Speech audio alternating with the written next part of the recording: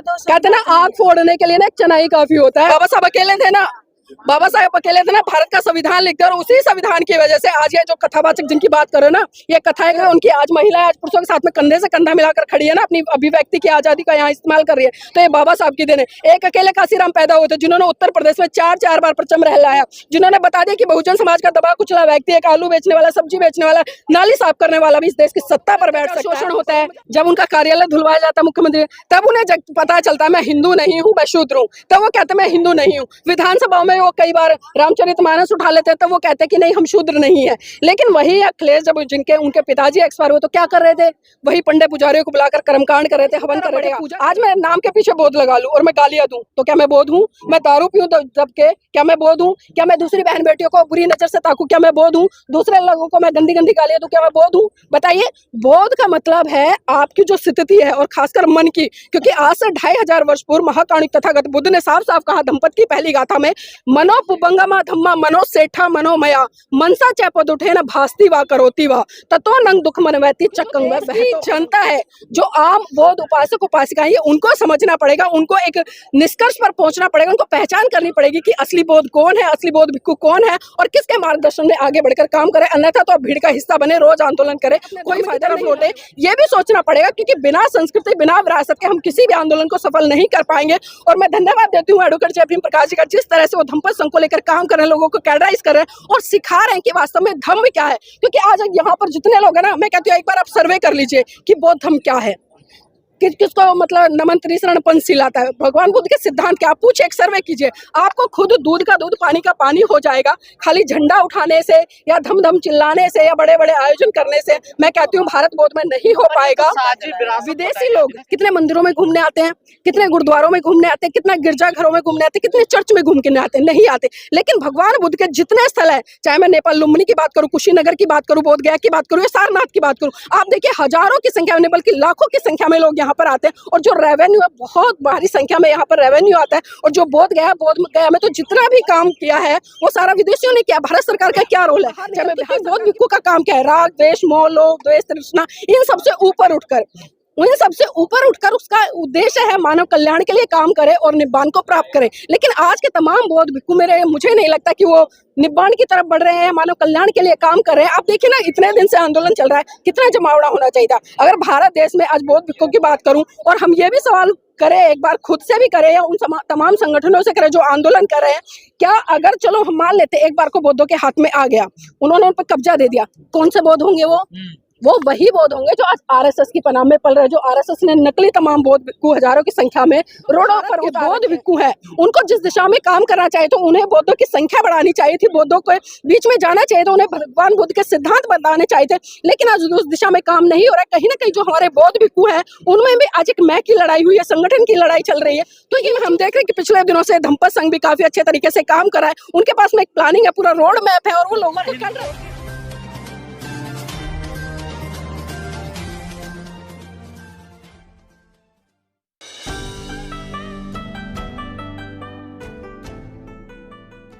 नीलम जी, पिछले 70 सालों से जो बोध गया का बुद्ध विहार है उसको लेकर आंदोलन चल रहे हैं और आंदोलन होते रहे हैं और बीच बीच में रुक भी जाते हैं। अब कहा जा रहा है उसको ब्राह्मण मुक्त के लिए फिर दोबारा से आंदोलन चालू हुआ। जंतर मंतर पे भी लोग आए, क्या लगता है आपको जो बोध गया का जो बुद्ध विहार है वो क्या ब्राह्मण मुक्त हो पाएगा? देखिए बिल्कुल हो पाएगा, लेकिन उसके लिए इस बहुजन समाज को संगठित होना पड़ेगा। क्योंकि हम बार बार बाबा साहब की जय जयकार तो कर लेते हैं, उनका गुणगान तो कर लेते हैं, लेकिन जो उन्होंने एक मूल मंत्र दिया था कि हमें संगठित होकर रहना है, और जब हम संगठित होकर रहेंगे और किसी भी आंदोलन को मजबूत करेंगे तभी हम सफलता प्राप्त कर पाएंगे। लेकिन मैं देख रही हूँ कि पिछले 28 दिन बीत चुके हैं, गया में जो आंदोलन हो रहा है उससे पहले भी आपने देखा कि जिस तरह से आंदोलन हुआ, जिस तरह से आजादी से पहले 1949 में ये एक्ट लाया गया और जिसमें जो विभाजन किया गया कि 4 इसमें हिंदू होंगे और 4 बौद्ध होंगे और एक जो वहाँ का डीएम है वो होगा। तो आप लगाइए कि जो बहुमत के आधार पर भी अगर निर्णय जाता है तो स्वाभाविक सी बात है हिंदुओं की तरफ जाएगा। लेकिन विडंबना है कि भारत देश में तमाम मस्जिदें हैं, गिरजाघर है, गुरुद्वारे हैं और भी बहुत सारे मंदिर है। आप देखिए सैकड़ों की संख्या में नहीं लाखों की संख्या में आपको मिल जाए, लेकिन वहां पर किसी भी अन्य धर्म के व्यक्ति का कोई लेना देना नहीं है, वो हस्तक्षेप तक नहीं कर सकता। यहाँ तक कि अभी आपने पिछले दिनों देखा कि संभल में जिस तरह का प्रकरण हुआ, जिस तरह से दिन दहाड़े गोलियां चली और अभी संभल को लेकर, क्योंकि आज होली का जो एक तरह से त्योहार है लोग वो भी मना रहे हैं। और जो उत्तर प्रदेश का एक फरमान जारी हुआ योगी की तरफ से, उन्होंने कहा कि जिनको रंगों से दिक्कत है वो अपने घर में बैठे, क्योंकि होली तो साल में एक बार आता है, लेकिन जो नमाज है वो 52 दिन चलती है और मस्जिद को भी ढक दिया है। तो आप सोच सकते हैं कि जिस भारत देश में जो बुद्धिज्म पनपा और पला बड़ा और यहाँ की सीमाओं से निकलकर बाहर गया, और आज वर्तमान समय में अगर मैं बात करूं, आज कम से कम 57-58 देश ऐसे हैं जो बौद्धिस्ट है, जो भगवान बुद्ध की विचारधारा पे चलते हैं, चाहे जापान हो, थाईलैंड हो, श्रीलंका हो, तमाम ऐसे देश हो। और आप देख रहे हैं कि जितने भी लोग बोध गया में आते हैं और जो बोध गया के आसपास का जो माहौल है, आप देख पा रहे हैं काफी दिनों से वहां पर जो हिंदुत्व है उसका कहीं ना कहीं एक तरह से वर्चस्व वहां पर स्थापित करने का काम किया जा रहा है। और ये वही लोग हैं जो नहीं चाहते जो बुद्ध के सिद्धांत इस भारत देश से जो बाहर निकल कर गए हैं और बड़े स्तर पर फैले। तो आज जो बौद्धों की मांग है वो सही है। और इस तरह जी हिंदू है, उस कमेटी में हिंदू, तो दिक्कत क्या है? दिक्कत क्यों नहीं है बताइए मुझे। हिंदू की मानसिकता क्या है? क्या वो कभी समानता की बात करते हैं, कभी भाईचारे की बात करते हैं, कभी करुणा मैत्री की बात करते हैं? आज ही का मैं उदाहरण दूं, आज तमाम सोशल मीडिया पर ऐसी वीडियो वायरल हो रही है जो हिंदू लोग दिखा रहे हैं कि हमारी संस्कृति क्या है, माँ बहन की गालियां दे रहे हैं, गुलाल लगा रहे हैं, बहनों को किस किस तरह से छेड़ रहे हैं। तो बताइए उनको हम साथ लेकर कैसे इस भारत को विश्व गुरु का दर्जा दिला पाएंगे या कैसे बढ़ पाएंगे? बहुत सोचने वाली बात है। और सबसे बड़ा सवाल जो क्या ये आंदोलन सफल हो पाएगा या नहीं हो पाएगा? क्योंकि कोई भी आंदोलन सफलता की तरफ तभी बढ़ता है जब उसकी एक प्लानिंग होती है। लेकिन आज हम देख रहे हैं कि कोई प्लानिंग नहीं है, सब अपने अपने संगठन के नीचे, अपने अपने बैनर के नीचे आंदोलन कर रहे हैं, आवाज उठा रहे हैं। जब तक ये तमाम संगठन एक झंडे एक डंडे के नीचे आकर जो एक मैं ये छोड़कर हम नहीं होंगे ना, तब तक ये आंदोलन सफल नहीं हो पाएगा, चाहे मैं किसी भी क्षेत्र में बात करूं। क्योंकि हम देख रहे हैं कि पिछले दिनों से धम्पत संघ भी काफी अच्छे तरीके से काम कर रहा है, उनके पास में एक प्लानिंग है, पूरा रोड मैप है और वो लोगों को कर रहे हैं। की आस्था है ना उसमें, तो कह रहे हैं हमारी आस्था है ना। देखिए कैसी आस्था, ये बताइए कैसी आस्था? उनकी आस्था मस्जिदों में घुस जाए ना, सिखों के गुरुद्वारों में घुस जाए ना, अगर आस्था है तो चर्च में घुस के दिखाए वो, तब पता चले। हम तो तब माने भाई आस्था है, भारत ठीक है, मानते हैं कि संविधान में लिखा है कि भारत एक धर्मनिरपेक्ष राज्य है और पूरी आजादी है यहाँ पर सबको अपने धर्म को मानने की, उसको प्रचारित करने की, आगे बढ़ा। लेकिन आस्था है ना, देखिए कहाँ है पिंडदान? तो वो गलत है ना, ये बौद्धों की ड्यूटी होनी चाहिए। और मैं ये बिल्कुल साफ कह रही हूँ, मुझे कहते हुए कोई भी संकोच नहीं हो रहा है। जो भारत के बौद्ध भिक्खु हैं उनको जिस दिशा में काम करना चाहिए तो उन्हें बौद्धों की संख्या बढ़ानी चाहिए थी, बौद्धों के बीच में जाना चाहिए, तो उन्हें भगवान बुद्ध के सिद्धांत बताने चाहिए थे। लेकिन आज उस दिशा में काम नहीं हो रहा है। कहीं ना कहीं जो हमारे बौद्ध भिक्खु हैं उनमें भी आज एक मैं की लड़ाई हुई है, संगठन की लड़ाई चल रही है। तो इन चीजों से बाहर निकल के, क्योंकि बौद्ध भिक्खु का काम क्या है? राग द्वेष मोह लोभ द्वेष तृष्णा, इन सबसे ऊपर उठकर उसका उद्देश्य है मानव कल्याण के लिए काम करे और निब्बान को प्राप्त करे। लेकिन आज के तमाम बौद्ध भिक्खु मुझे नहीं लगता कि वो निब्बान की तरफ बढ़ रहे हैं, मानव कल्याण के लिए काम कर रहे हैं। आप देखिए ना, इतने दिन से आंदोलन चल रहा है, कितना जमावड़ा होना चाहिए था। अगर भारत देश में आज बौद्ध भिक्खु की बात करूं और हम ये भी सवाल करें, एक बार खुद से भी करें या उन तमाम संगठनों से करें जो आंदोलन कर रहे हैं, क्या अगर चलो हम मान लेते एक बार को बौद्धों के हाथ में आ गया, उन्होंने उन पर कब्जा दे दिया, कौन से बौद्ध होंगे?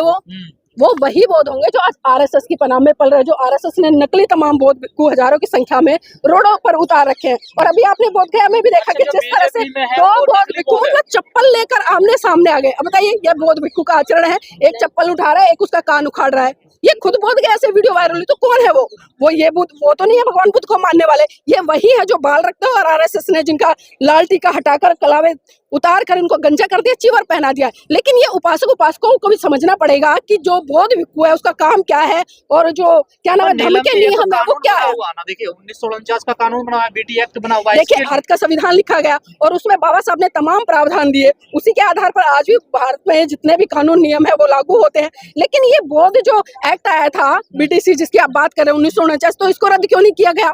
इसको रद्द क्यों नहीं किया गया? क्योंकि इनको पता है, क्योंकि भारत में सिर्फ भगवान बुद्ध ही एक ऐसे हैं जिनके नाम से इनकी राजनीति चलती है विदेशों में और लाखों करोड़ों की फंडिंग है वो वहां पर आती है। तो ये अच्छे से जानते हैं। आप देखिए विदेशी लोग कितने मंदिरों में घूमने आते हैं, कितने गुरुद्वारों में घूमने आते हैं, कितना गिरजाघरों में घूमने आते हैं, कितने चर्च में घूमने आते हैं? नहीं आते। लेकिन भगवान बुद्ध के जितने स्थल है, चाहे मैं नेपाल लुम्बिनी की बात करूं, कुशीनगर की बात करूं, बोध गया की बात करूं या सारनाथ की बात करूं, आप देखिए हजारों की संख्या में बल्कि लाखों की संख्या में लोग यहाँ पर आते हैं। और जो रेवेन्यू है बहुत भारी संख्या में यहाँ पर रेवेन्यू आता है। और जो बोध गया में तो जितना भी काम किया है वो सारा विदेशियों ने किया। भारत सरकार का क्या रोल है? चाहे मैं बिहार सरकार की बात करूं या मोदी सरकार की बात करूं, उनका कोई रोल है क्या? कोई काम किया है क्या? या इसमें भिक्खू संघ ने कोई काम किया है वो आगे निकल कर आए हो, उन्होंने धर्म का प्रचार प्रसार किया हो, उसको बढ़ाने का काम किया हो, या लोगों को जगाने का काम क्या हो। अगर यही आंदोलन मैं कह रहा हूँ किसी मंदिर मस्जिद के लिए हो रहा होता ना, आप करोड़ों की भीड़ इकट्ठा देख लेते। लेकिन विडंबना है कि हम बाबा साहब की जय जयकार करते हैं, उनका गुणगान करते हैं, लेकिन जो उन्होंने रास्ता दिया उस पर कभी नहीं चलते। हम आरक्षण ले लेंगे बाबा साहब के। आंदोलन से पहले कई बार आंदोलन हुए, लेकिन उसका भी कोई नतीजा नहीं निकला। देखिए, इससे पहले जो आंदोलन हुआ था, हमने मोटे मोटे तौर पर सुना है कि वहां पर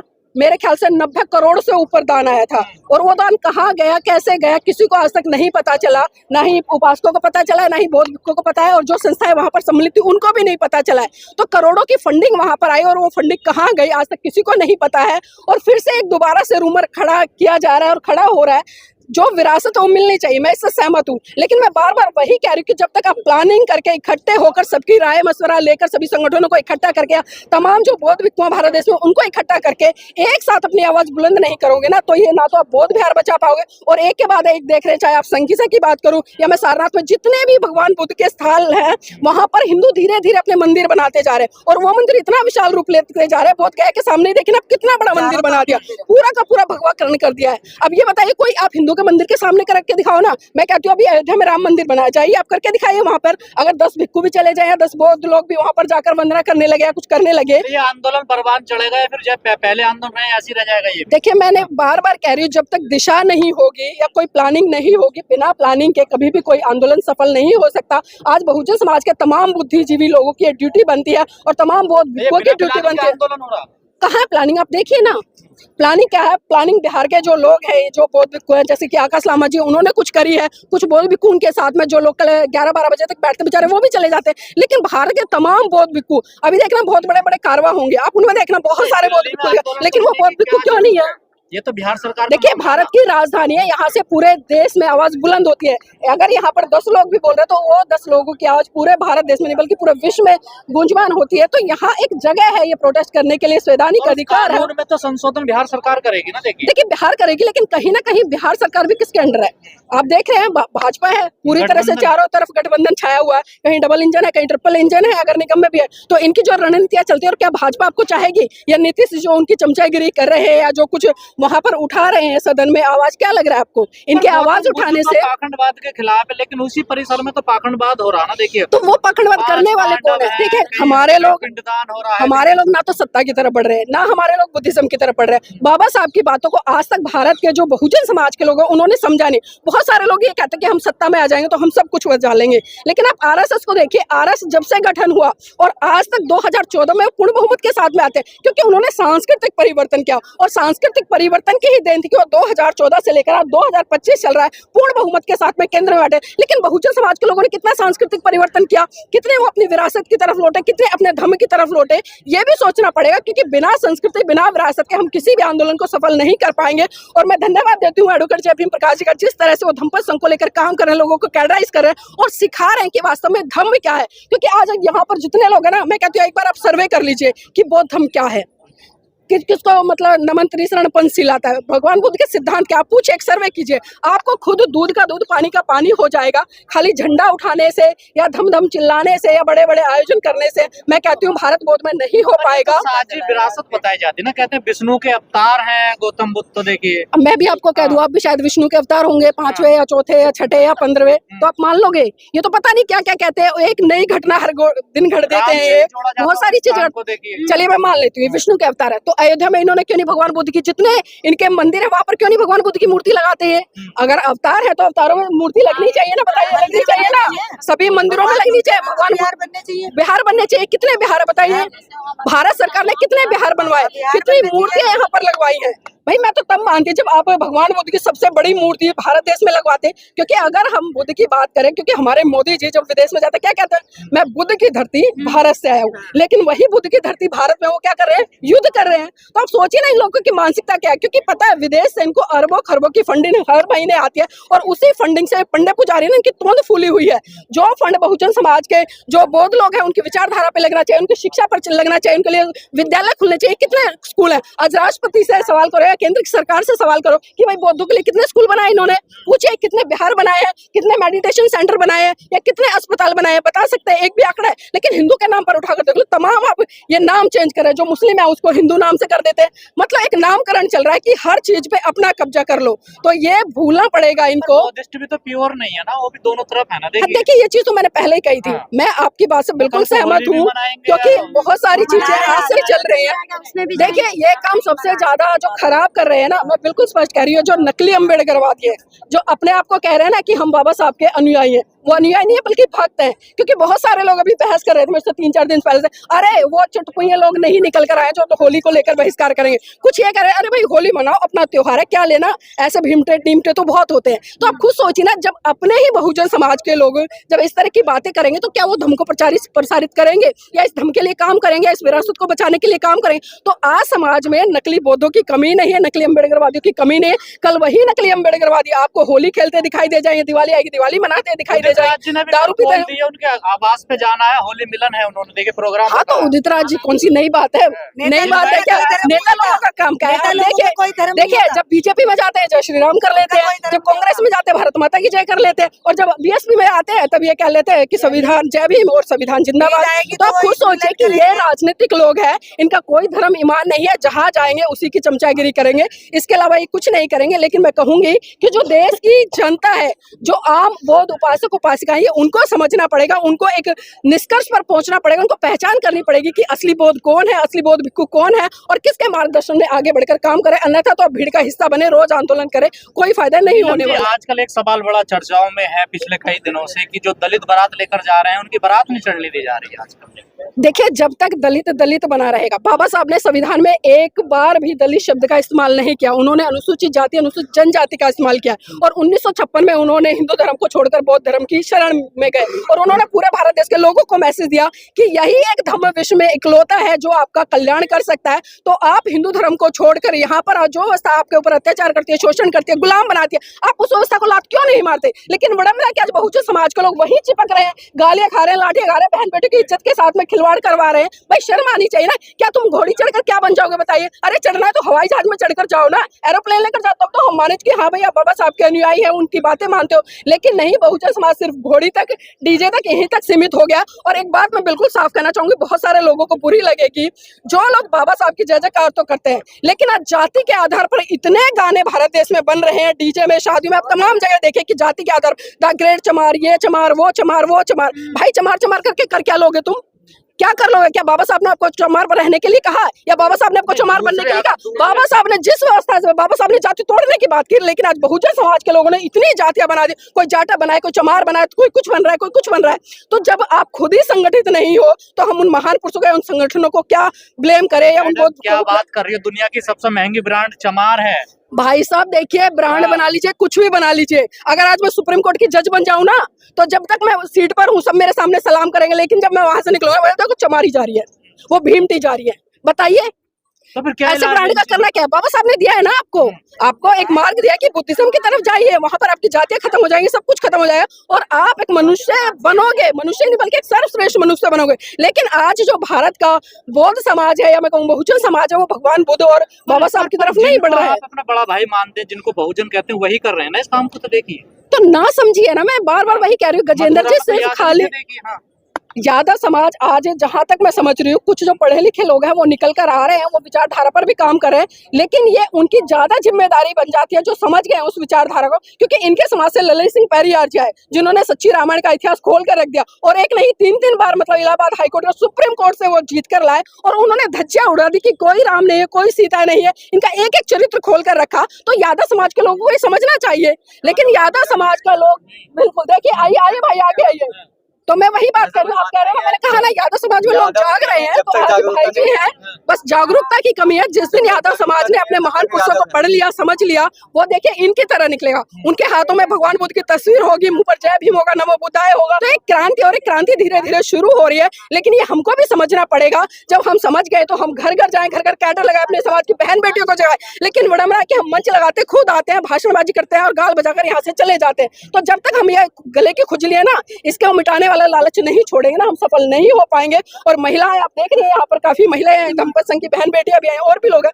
तो ये लोग कहीं ना कहीं सीख रहे हैं, समझ रहे हैं, क्योंकि जब एक महिला शिक्षित होती है ना और जागरूक होती है तो उससे कई परिवार नहीं बल्कि समाज, पास का समाज भी जागरूक होता है। तो ये आज बहुजन समाज के तमाम लोगों की जिम्मेदारी बन जाती है। सवाल जो ये बाबा है, साहब जब के पुलिस है, फिर शासन है, संविधान का राज चल रहा है, तो फिर एक आदमी को बारात क्यों नहीं चढ़ाने दी पुलिस जाती? आपकी है, जातिवादी गुंडे क्या? पुलिस आपकी है, प्रशासन आपका है, शासन आपका है। सत्ता में कौन सी मानसिकता के लोग हैं? वो वही हिंदूवादी लोग हैं जो 4 वर्णों में इस भारत देश को विभाजित कर रखा है, जो कहते हैं कि हम ब्राह्मण हैं, हम सबसे श्रेष्ठ है। एक नीचे है उससे, वो कहता है हम क्षत्रिय, हम योद्धा हैं। एक कहता है कि हम वैश्य, हमें व्यापार करने का। और एक शूद्र है, शूद्र में तमाम जातियां आती है, 4000 से ऊपर जातियां, वो क्या है? वो इन सबकी गुलामी करे। क्यों करे भाई गुलामी? तो इस बहुजन समाज जो शूद्र है उसको समझना पड़ेगा कि वो किसी का गुलाम नहीं है। और जब तक आत्म सम्मान की लड़ाई को हम नहीं समझेंगे ना, ये अत्याचार चाहे घोड़ी पे हो या बहन बेटियों के साथ में हो या जाति के आधार पर आए दिन घट रहे ना, ये घटते रहेंगे। तो हमें सिर्फ और सिर्फ बाबा साहब की बात माननी। और याद करो वो 1956 वाला प्रकरण, 14 अक्टूबर को बाबा साहब ने जब बौद्ध धर्म की शरण ली और इस देश के लोगों को बहुत बड़ा संदेश दिया कि आप उस गुलामी से निकलो, इस व्यवस्था से निकलो। और जिस दिन उस व्यवस्था परिवर्तन की तरफ हम बढ़ गए, तो मैं कहूंगी कि फिर से वो दिन होगा जब भारत से नहीं बल्कि पूरे विश्व से सिर्फ एक ही गूंज दिखाई देगी कि ले अंत मन दीप भाव, ले अंत मन दीप भाव, मूल मंत्र बने स्वयं के स्वामी, गूंज उठे हर बस्ती से बुद्धं शरणं गच्छामि। तो क्या धर्म बदलने से अत्याचार नहीं होता? मैंने धर्म बदलने की तो बात ही नहीं करी, और क्या कह रही है? मैंने व्यवहार को बदलने की बात की है। बुद्धिज्म कोई धर्म नहीं है, एक जीने की कला है, एक सर्वश्रेष्ठ कला है। और जो इसकी तरफ बढ़ेगा, आज मैं नाम के पीछे बोध लगा लूं और मैं गालियां दूं तो क्या मैं बोध हूं? मैं दारू पीऊं तो जब के क्या मैं बोध हूं? क्या मैं दूसरी बहन बेटियों को बुरी नजर से ताकूं, क्या मैं बोध हूं? दूसरे लोगों को मैं गंदी गंदी गालियां दूं, क्या मैं बोध हूं? बताइए। बोध का मतलब है आपकी जो स्थिति है और खासकर मन की। क्योंकि आज से 2500 वर्ष पूर्व महाकाणिक तथागत बुद्ध ने साफ साफ कहा दंपत की पहली गाथा में कि मनोपबंगमा धम्मा, मनोपबंगमा धम्मा, मनोसेठा मनोमया, मनसा चैपद उठे न भास्ति वा करोति वा, ततो नंग दुख मनवैति चक्कंग व बहतो पदंग। अर्थात मन सभी प्रवृत्तियों का अगवा है। जो विचार आपके मन में आएंगे, चाहे वो अच्छे हो या बुरे हो, एक तरह से सब चीजों की उत्पत्ति आपके मन से हो रही है। अगर आपके मन में अच्छे विचार है तो अच्छी बातें निकलेंगी, बुरे विचार है तो बुरी निकलेंगी। और जब एक व्यक्ति दुखी मन से बोलता है तो आप समझ सकते हैं कि उसका जो शारीरिक एक फैक्टर है या कुछ भी है वो किस तरह का होता है। तो इसलिए आज हमें जो चित्त है, ये मन है, इस पर काम करना पड़ेगा। बहुजन का कॉन्सेप्ट था वो तो फेल हो गया ना। देखिए बहुजन बहुजन बारात रोकते, सहारनपुर में मुसलमान रोक लेते हैं। देखिए मैंने कहा ना, सभी एक से नहीं है, पीछे है ना, सभी एक से नहीं है, सभी बहुजन। देखिए जाटो समाज हो या चमार समाज हो या वाल्मीकि समाज हो, इनमें भी सभी लोग जागरूक नहीं है। इसी तरह से यादव हो या जाट हो, उनमें भी सभी लोग जागरूक नहीं है। कुछ अपवाद आपको कुछ मिल जाते हैं और वही लोग कहते हैं ना, एक मछली पूरे तालाब को गंदा करती है। तो ये उदाहरण ऐसे लोगों पर बिल्कुल सटीक बैठता है। लेकिन मैं फिर कहूंगी कि समाज का जो बुद्धिजीवी वर्ग है, आज उसकी जिम्मेदारी बनती है कि वो समाज के लोगों को अपने महान पुरुषों का मार्ग दिखाए, वो दिशा दिखाए। और जिस दिन ये हो गया ना, तो भारत का एक अलग ही सीन दिखाई देगा। बेटियों के साथ हुआ, उसको कोई चिंता करने की जरूरत नहीं। चिंता करने की जरूरत क्यों नहीं है ना? मैंने कहा ना, सारा मन का खेल है। क्योंकि जो आपके मन में बसा है वही तो निकल रहा है। और ये सांस्कृतिक परिवर्तन है, क्योंकि हमने धर्म तो बदल लिया, हमने बोध तो लगा दिया, लेकिन जो हमारी चित्त की प्रवृत्ति थी वो तो नहीं बदली। आज भी वही वो हिंदू वाली सोच है कि हमें दूसरी की बेटी को गलत देखना है। मैंने शुरू में ही कहा था कि आज जो होली मना रहे हैं लोग, आज हिंदू को देखिए, तमाम बहन बेटियों को गाली दे रहे, कोई कहीं से छेड़ रहा है, कोई कहीं से छेड़ रहा है। तो क्या है ये? कौन सी संस्कृति है? क्या ये वो संस्कृति है जो बुद्ध की बात करती है? क्या ये वो संस्कृति है जो भाईचारे की बात करती है? या ये वो संस्कृति है जो बहन बेटियों को एक साथ लेकर आगे बढ़ाने की बात करती है? लेकिन इस आंदोलन को लेकर किसी बड़े नेता का कोई बयान नहीं आया। देखिए बड़े नेता कौन है? किसको कह रहे हैं बड़े नेता? किसको कह रहे हैं? तेजस्वी यादव है। अखिलेश यादव जी, जब उनके ऊपर अत्याचार शोषण होता है, जब उनका कार्यालय धुलवाया जाता है मुख्यमंत्री, तब उन्हें जब पता चलता है मैं हिंदू नहीं हूँ, मैं शूद्र हूँ, तब वो कहते हैं मैं हिंदू नहीं हूँ। विधानसभा में वो कई बार रामचरितमानस उठा लेते हैं, तब वो कहते हैं कि नहीं हम शूद्र नहीं है। लेकिन वही अखिलेश जब उनके पिताजी एक्सपायर हुए तो क्या कर रहे थे? वही पंडित पुजारियों को बुलाकर कर्मकांड कर रहे थे, हवन कर रहे थे, पूजा कर रहे थे। तो ये राजनीतिक लोग हैं, चाहे वो अखिलेश हो या अन्य कोई भी हो, इन लोगों की बातों में हमें नहीं आना है। मैं बार बार कह रही हूँ, जब तक समाज के लोग जागरूक नहीं होंगे और जब तक अगर सम्यक दृष्टि रखते हुए सोच विचार नहीं करेंगे ना, तब तक ये नेता भी आपको ठगेंगे और तमाम संगठन भी आपको ठगेंगे, हर लोग आपको ठगेगा। तो आज ये बहुजन समाज के लोगों को समझना है कि आपकी दिशा क्या है, आपका भला कहाँ है और आपका कोई कल्याण कर सकता है तो कौन कर सकता है। भला कथाबाज के पास जा तो रहा है सारा। हाँ तो जा तो रहा है, भेजिए ना, आप भेजिए अपने घर की पत्नी को, भेजिए अपनी बेटी को, भेजिए अपने घर की महिलाओं को, भेजिए अगर भला हो रहा है तो जा तो रहे हैं। कौन लोग हैं फिर ये जाने वाले? आपके घर से जा रहे हैं, मेरे घर से जा रहे हैं, आपके घर से जा रहे हैं कथाबाज को, मैं आपके घर से जा रहे हैं, आप कैसे जा रहे हैं, आप कैसे जा रहे हैं? बताइए मैडम, जा रहे हैं? आप जाते हो कभी? पूछे कौन जा रहा है? भीड़ नहीं है वो वो भीड़ नहीं है, सिर्फ वो चमचे लोग हैं और जो बीजेपी आरएसएस की तरफ से भर के वहां भेजे जा रहे हैं वो लोग हैं। लेकिन जो जागरूक लोग हैं देखिए वो यहाँ खड़े हैं।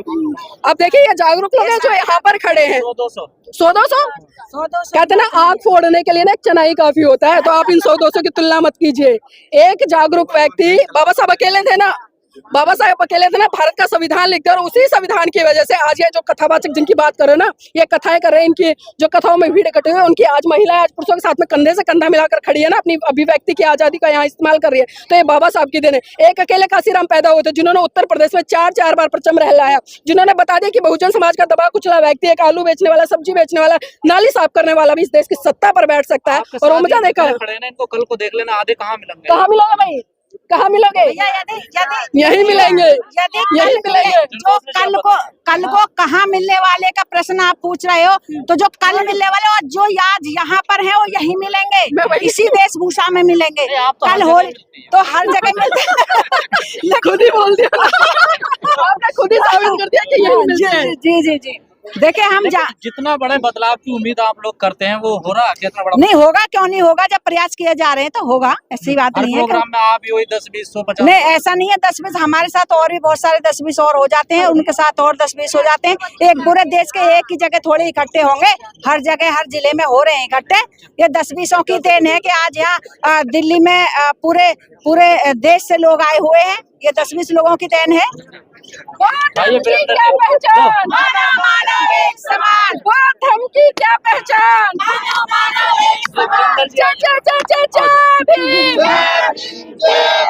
चा चा चा चा चा भीम, चोर के टक्कर में। चलो बोध गया को बचाए और मिलकर अपनी ताकत दिखाए।